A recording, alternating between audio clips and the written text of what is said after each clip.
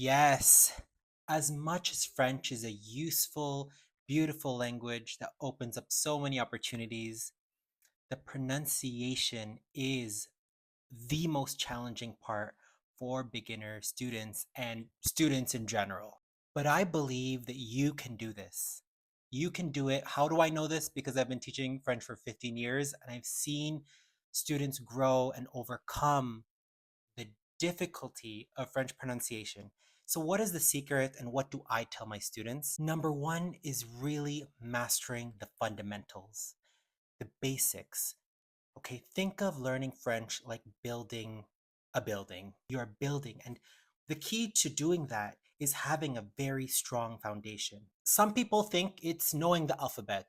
I think it's knowing the phonetic alphabet. Learning the phonetic alphabet is extremely important, particularly in French. Phonetic alphabet, I wouldn't look at in other languages, but for French, absolutely. Why? When you look at the phonetic alphabet and the sounds used in the French language and you master those sounds, you set up yourself for so much success in the long run. Every time you look up a word, because in French, unfortunately, how it's spelled is not how it's said, and it's just super complicated. But once you know the phonetic alphabet, you can look it up in the dictionary and boom, voila.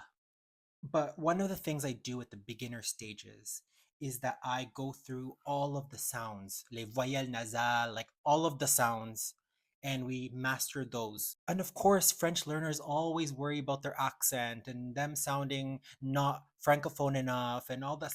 That comes with time, but I assure you, baby steps, but please master the principles. Have a solid foundation for your building and that you can actually build upon it. Master the sounds first, and then everything will be hopefully smoother. I can talk about this all day, but I hope that helps.